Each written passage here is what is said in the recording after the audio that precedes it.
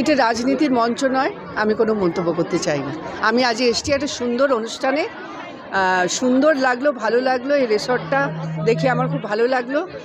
আর বিশেষ করে আমার বক্তব্যে তো জানিয়েছি যে আরামবাগ আসতে আমার খুব ভালো লাগে, কারণ ঠাকুর রামকৃষ্ণ, সারদা মা, তাদের জায়গা, তাদের মাটি। তো যখনই আমন্ত্রণ পাই আমার খুশিতে মনটা ভরে ওঠে।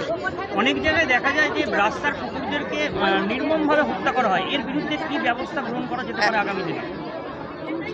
কেউ যদি নির্মম হত্যা করে তার জন্য শাস্তি আছে। ক্রুয়েলটি টুয়ার্ডস অ্যানিমাল করলে অনেক কড়া থেকে কড়া শাস্তি হতে পারে, যদি ঠিক চ্যানেলে যাওয়া যায়। পুলিশকে বলে সেই রুলসগুলো জানিয়ে যদি ধরা যায় যে বা যারা খুন করেছে তাদের কিন্তু কঠিন শাস্তি হতে পারে।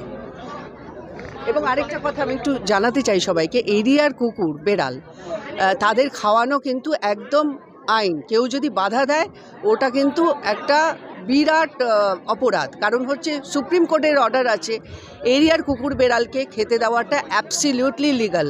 এটা মাথায় যেন সবার থাকে। সন্তানের পরে মন বসছে না, প্রচুর পরিশ্রম করেও আপনি আশানুরূপ পারিশ্রমিক পাচ্ছেন না, যার ফলে আর্থিক সংকট আপনার জীবনে দুঃখ এবং চাপের ছায়া ফেলেছে। দেনার ভারে জর্জরিত স্বামী স্ত্রীর মধ্যে প্রতিনিয়ত ভুল বোঝাবুঝি বেড়েই চলেছে।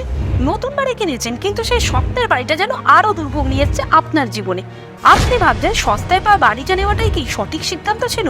এমনই সব দ্বিধাদ্বন্দ্ব এবং জীবনের কঠিন মুহূর্তে আপনাকে সঠিক পথে পরিচালিত করবেন আন্তর্জাতিক খ্যাতিসম্পন্ন স্বর্ণপদক ও স্বর্ণ মুকুটপ্রাপ্ত ডক্টর অজয় শাস্ত্রী। তিনি শুধু আপনাকে পথই দেখাবেন না, আপনার জীবনে সত্যিকারের সুখ, শান্তি, ঐশ্বর্য, অর্থ যেন সঠিক সময় আপনার কাছে পৌঁছে দেয় সেই দায়িত্বও নেবেন। তাঁর অভিজ্ঞতা এবং জ্ঞানের আলোতে আপনার জীবন হয়ে উঠতে পারে নিরুদ্বেগ ও সমৃদ্ধির পথে ধাবমান। তাই আর দেরি নয়, স্ক্রিনে দেওয়া নাম্বারে এখনই ফোন করে ডক্টর অজয় শাস্ত্রীর সাথে যোগাযোগ করুন। কে জানেন, হয়তো একটিমাত্র ফোনই আপনার জীবনকে বদলে দিতে পারে।